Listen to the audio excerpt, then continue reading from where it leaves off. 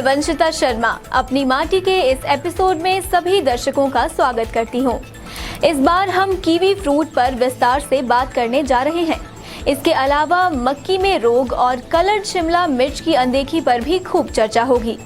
अंत में आपको ले चलेंगे बेहद खूबसूरत करसोग घाटी में। तो आइए करते हैं कार्यक्रम की शुरुआत। हिमाचल में कृषि सिर्फ आजीविका तक सीमित नहीं है, इसके साथ हमारी भावनाएं भी जुड़ी हैं। आइए देखते हैं परंपराओं को सहेजने वाली यह रिपोर्ट।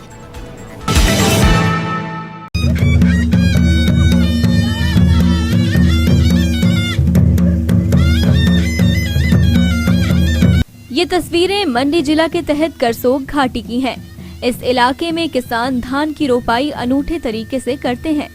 बारिश से पानी मिला तो किसानों ने ढोल नगाड़ा और शहनाई से खुशी जाहिर की।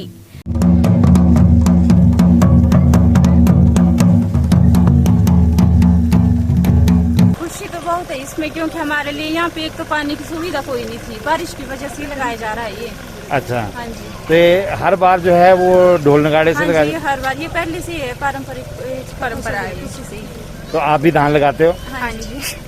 स्थानीय किसान खेतों में फसल लगाते हुए संगीत लहरियों के साथ जश्न भी मनाते हैं।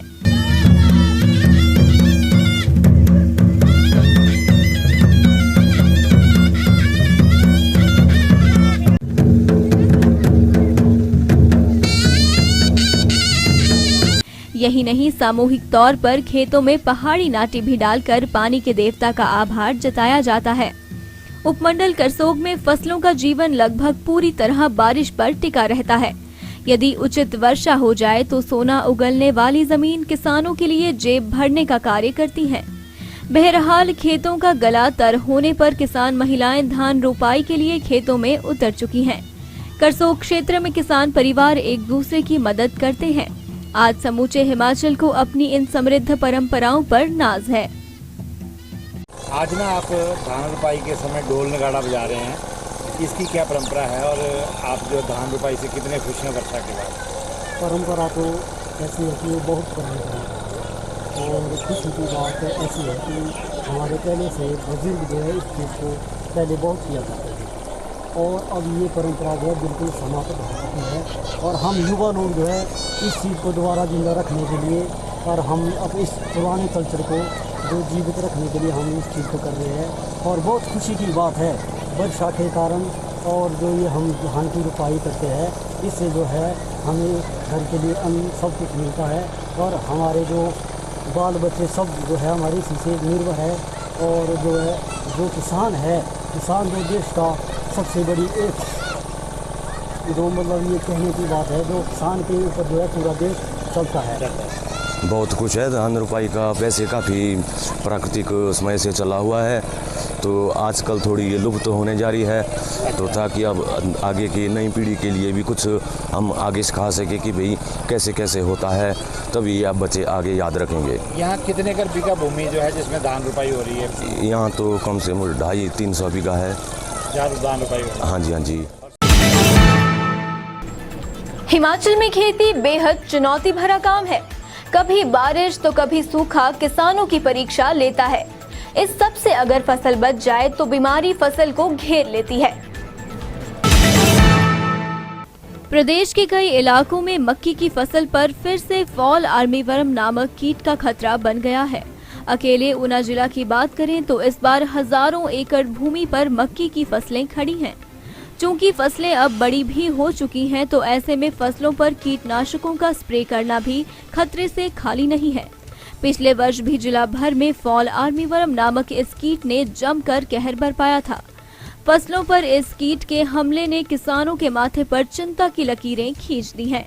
हालांकि बारिश को इस कीट के खात्मे के लिए सबसे उपयोगी माना जाता है, लेकिन इस बार बारिश भी फसलों पर मंडरा रहे इस खतरे को कम करने में उपयोगी साबित नहीं हो पा रही।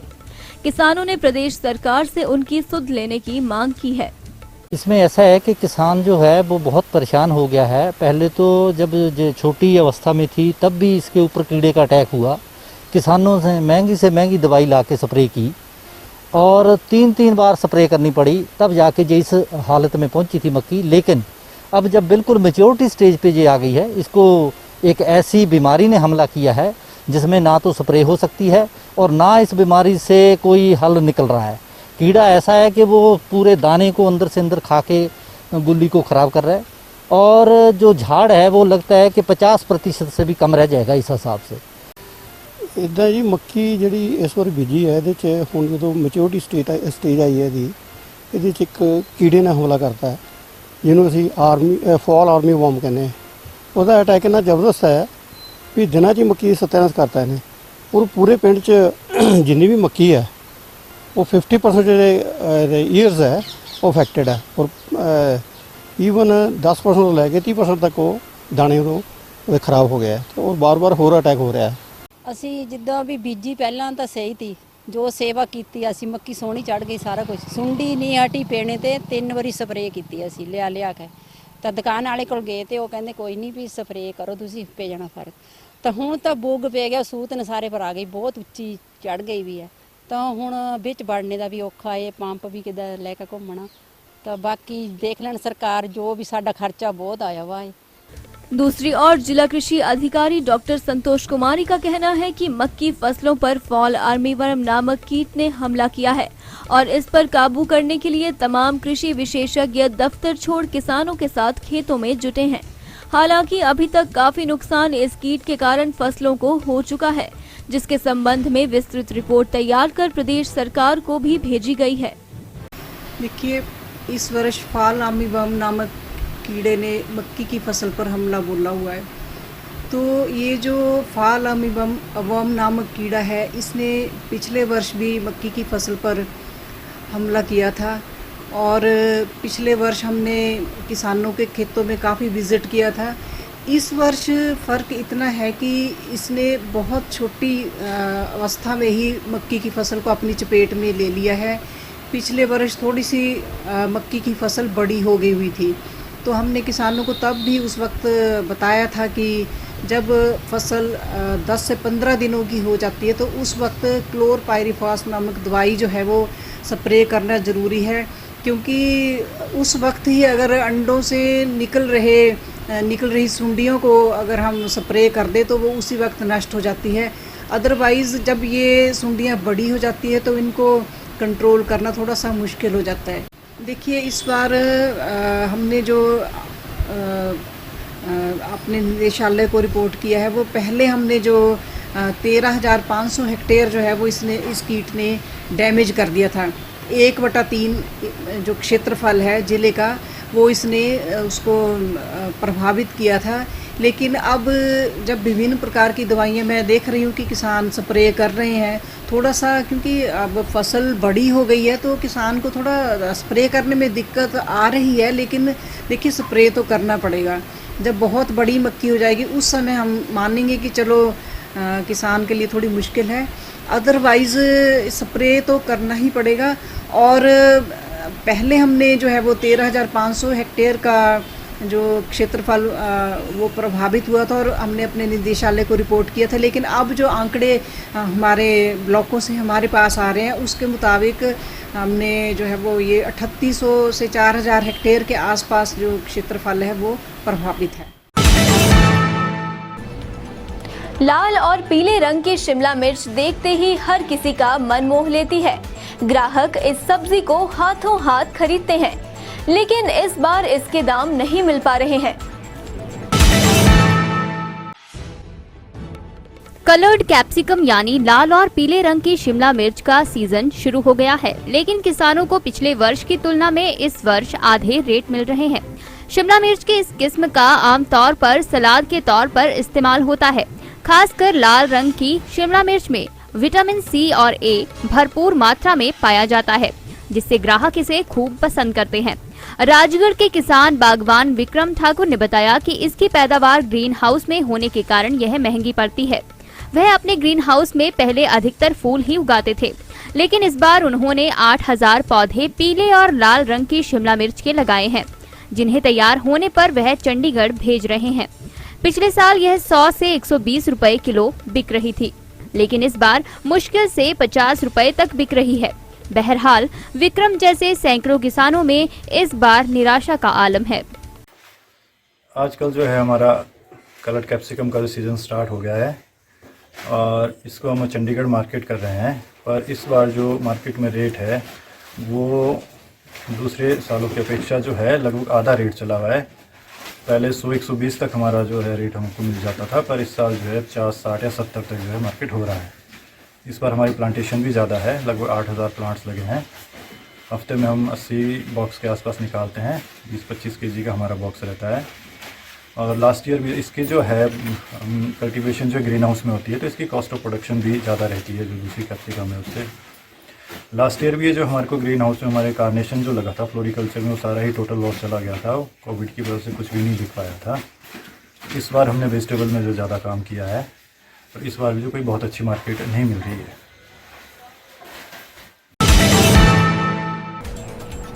खट्टी मीठी कीवी आखिर किसे अच्छी नहीं लगती। इस फल में कई औषधीय गुण होते हैं। लोग इस फल के बारे में ज्यादा से ज्यादा जानना चाहते हैं। इसी के चलते हमने खास जानकारी जुटाई है। सभी दर्शकों को नमस्कार। आज हम बात करने जा रहे हैं कीवी फ्रूट में, कीवी फ्रूट कल्टीवेशन में पोलिनेशन का क्या इम्पोर्टेंस है, यानी कि परागन का क्या महत्व है कीवी फल उत्पादन में। तो हम जानते हैं कि कीवी फल जो पौधा होता है या तो ये नर होता है या मादा होता है। तो इसीलिए हम जब प्लानिंग करते हैं कीवी फल का बगीचा लगाने के लिए तो हर 9 मादा पौधे के लिए एक नर लगाना बहुत आवश्यक रहता है। अगर वो नर का पौधा नहीं होगा तो 9 पौधों में कई फलन नहीं आएगा। तो जैसे अप्रैल मई का है तो ये इस समय जो है सही समय है ये परागन का, क्योंकि इसमें नर और मादा फूल दोनों ही फूलते हैं। तो हम अगर इस पौधे को देखते हैं, ये आँख होती है, ये एक मादा पौधा है। मादा पौधे में गांठ जो फूल खुलने से पहले की जो स्थिति है ये रहती है। इसके पश्चात ये जो फ्रूट बड डिफ्रेंशिएशन के बाद फूल इस अवस्था में आता है। These are different phenological stages of flower. Then ये स्टेज आता है तो हम ये देखते हैं ये एक मादा पौधा है। इसमें हमारा जो मादा भाग है वो बीच में है और ये बीच में साइड में जो पीले रंग का है ये नर भाग है। मैं आपको बाद में बताता हूँ कि दोनों फूलों को हम कैसे डिस्टिंग्विश कर सकते हैं।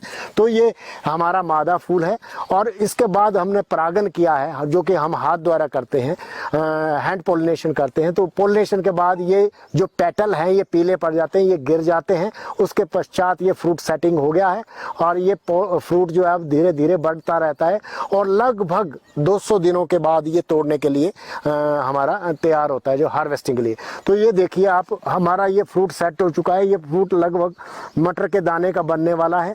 तो इस फल से ये फल फिर धीरे धीरे बढ़ता है। तो आज हमारा जो विषय बिंदु है जो मुख्यतः है परागन है या पॉलिनेशन है। तो इसमें सबसे पहले मैं आपसे चर्चा करना चाहता हूँ कि इसके फूल दिखते कैसे हैं। मादा फूल में ये मादा भाग है, इसको हम जो है मल्टी कार्पलरी स्टिग्मा बोलते हैं और ये इसके एंथर्स हैं। अब देखिए ये मादा फूल है, इसमें भाग दोनों हैं, लेकिन ये जो है इसको हम फेक पोलन्स भी बोलते हैं। पोलन ग्रेन्स या नर भाग जो है ये एंथर्स होते हैं लेकिन फेक एंथर्स बोलते हैं। ये ज़्यादा बाइबल नहीं होते हैं, तो ये इसलिए इसको ये मादा फूल ही कहेंगे। और ये जो दूसरा फूल आपके सामने रखा है ये नर फूल है। इसमें देखिए इसमें मादा भाग नहीं है और जो इसमें एंथर्स हैं वो प्रोमिनेंट है, जो पीले रंग के एंथर्स हैं ये नर फूल है। तो होता क्या है, एंथर्स होते हैं, इसके बाद इसके अंदर पोलन ग्रेन्स होते हैं, पोलन ग्रेन्स। और पोलन ग्रेन्स जब आपके यहाँ से जब ये दोनों फूल बिल्कुल खुले होंगे, जब इनकी सिंक्रोनाइजेशन हो जाती है, ये हमारा एलिसन नर और एलिसन मादा फूल है, ये तमूरी नर भी हो सकता है। तो ये जब ये एंथर्स फटते हैं उसके बाद इसमें हजारों की तादाद में परागन होते हैं जिसको पोलन ग्रेन्स बोलते हैं। वो पोलन ग्रेन्स यहाँ से ये जो स्टिग्मा होता है इसके ऊपर पड़ता है और इसके बाद पोलन ट्यूब ग्रो करती है और ये फ्रूट बनाता है। तो मैं एक वैज्ञानिक तरीके साइंटिफिकली एक फ्रूट जो कि हमारा ए ग्रेड फ्रूट कहलाता है कि यानी कि 100 ग्राम का जो फ्रूट होगा उसमें लगभग 1000 के करीब बीज होते हैं। कीवी फल के उत्पादन में, मंडीकरण में खासकर एक जो फल का जो साइज है, वो आकार है, उसका एक विशेष महत्व है। अगर आपका फ्रूट 100 ग्राम या इससे ऊपर होगा तो उसको ए ग्रेड कहते हैं। उसका रेट बहुत अच्छा दाम जो है मार्केट में मिलता है। तो इसके लिए हमें 100 ग्राम के फ्रूट में लगभग 1000 बीज होता है। बीज कहाँ से बनता है? ये परागण की जो क्रिया है, ये जब ये होती है तो इसके बाद इसमें बीज बनता है। तो मैं कहूँ कि अगर एक फल में 100 ग्राम के एक फल में अगर 1000 बीज होता है तो एक बीज को तैयार करने के लिए इससे 10 गुना यानी कि 10 पराग कण जो इससे निकलते हैं, पराग कण यानी कि 1000 बीज है तो 10,000 पराग कण इससे जाएंगे। तो इतनी मात्रा में परागण जाएंगे। इसलिए मैं शुरू में कहा था कि ये इंपॉर्टेंट एस्पेक्ट क्यों है कीवी फ्रूट कल्टीवेशन में, क्योंकि अगर इससे परागण नहीं होता है तब फ्रूट नहीं बनेगा। अगर अपर्याप्त होता है, if it is not up to the full load of the pollen grains, तब आपका जो साइज है वो छोटा रहता है। तो आखिर में ये इसलिए परागण इस बात को डिसाइड करता है कि हमारा फ्रूट का साइज एंड में क्या रहना चाहिए। तो ये होता क्या है कि अब दूसरी बात आती है कि जैसे अन्य फलों में होता है कि जो परागण जो है, जो उसका मोड ऑफ पॉलिनेशन जो है, जो पॉलिनाइजर है, पॉलिनेटर है, वो इंसेक्ट्स होते हैं। और इसमें भी है, इसमें मधुमक्खी जो है वो इन पराग कणों को मादा फूल के ऊपर ले जाती है। लेकिन इस फूल की ये विशेषता है कि इस जो पंखुड़ियां हैं, जो पेटल्स हैं, ये इसमें नेक्टर नहीं होता है। जो हनी बीज है वो फ्लावर को विजिट तभी करती हैं अगर उसमें नेक्टर या हनी होता है। तो इसमें नेक्टर कम होता है, इसलिए हनी बीज कम इसको विजिट करती है, कम विजिट करती है, इसलिए परागण जो है वो पर्याप्त नहीं रहता। वैसे तो हम कहते हैं कि 1 एकड़ का अगर बगीचा लगा हुआ है तो उसमें एक शहद की मक्खियां जो है उनका एक बॉक्स रख दें तो वो उसके परागण के लिए लाभदायक होता है, लेकिन नहीं होता है। तो हमने ये काफी अध्ययन किया है। तो अब हम आगे बात आता है कि क्या तकनीक हम अपनाएं कि इसको परागण जो है वो पर्याप्त मात्रा में हो, अच्छा साइज हम ले सकें। तो हमारे यहाँ पर हम क्या करते हैं, हम हैंड पॉलिनेशन करते हैं। हैंड पॉलिनेशन हमारे पास एक यहाँ पर विकल्प है। तो जो डेवलप्ड कंट्रीज है वहाँ पोलन बस्टर्स यूज करते हैं। तो वो करते क्या है, बेसिकली वो इन मेल फ्लावर से एंथर्स हैं, इनको निकालते हैं, एक्सट्रैक्ट करते हैं फोर्सेप्स से। तो और जैसे देखिए, और इसके बाद इसको 25 से 30 डिग्री टेम्परेचर पर इसको थोड़ा सा मतलब बिल्कुल डायरेक्ट सनलाइट में नहीं, और इसको जरा हम थोड़ा सुखाते हैं। उसके बाद इससे पोलन ग्रेन्स जो है निकलते हैं।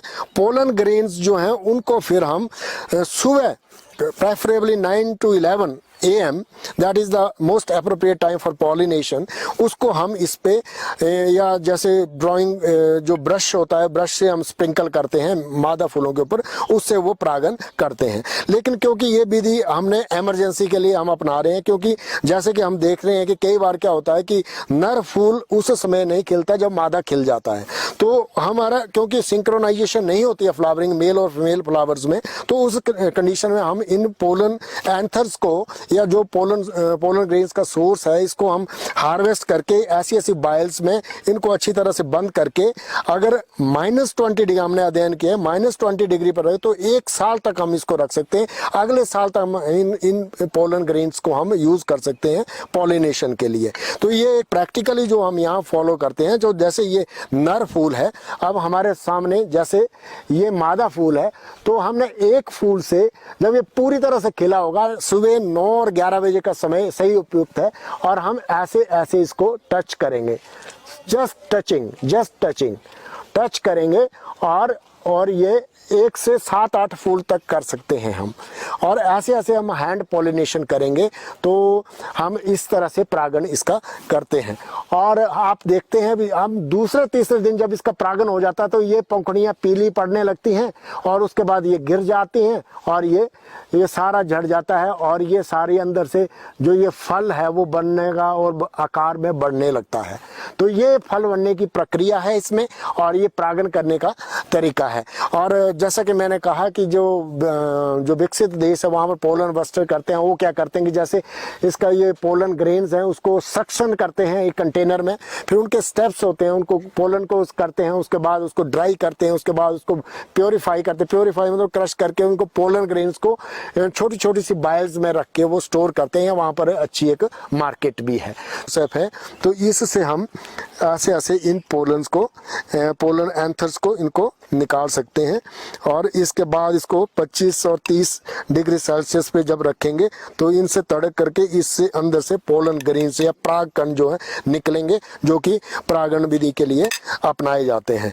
तो वैसे मैं आपका कह रहा था कि बाहर जो करते हैं वो सक्शन भी करते हैं और उनके पास ऐसी सी मशीन भी है वो करते हैं। तो वो पोलन ग्रेन्स को या तो कई बार सूखा भी ब्लो करके डाल देते हैं, और दूसरा या तो फिर उसमें एक्सटेंडर होता है लिक्विड फॉर्म में भी उसको घोल को स्प्रे कर देते हैं। तो ये एक तकनीक है, लेकिन हमने ये पाया है कि जो आमतया जो हम परागण जो है हाथ से करें तो वो बहुत, क्योंकि हम जानते हैं कि ये क्रॉप एक बहुत अच्छा एक रूप लेती जा रही है हमारे मध्य पर्वतीय क्षेत्रों में खासकर, तो परागण ना करें तो इससे बहुत ज़्यादा नुकसान हमको उठाना पड़ता है। तो इसलिए परागण हमें सही समय पर करना चाहिए जब फूल नर और मादा दोनों उपलब्ध हो। नहीं उपलब्ध हैं तो मैंने आपको परागण एंथस को कैसे प्रोटेक्ट करना है, एक्सट्रैक्ट करना है और रखना है, वो भी हमारे पास विकल्प एक उपलब्ध है।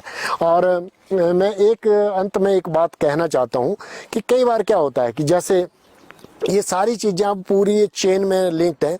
जैसे हमारे बगीचे में क्या हुआ इस बार, पिछले बार हमने जैसे सेल ऑफ किया था कॉन्ट्रैक्टर को, तो हमारी जो मादा फूल थे वो खिल नहीं पाए।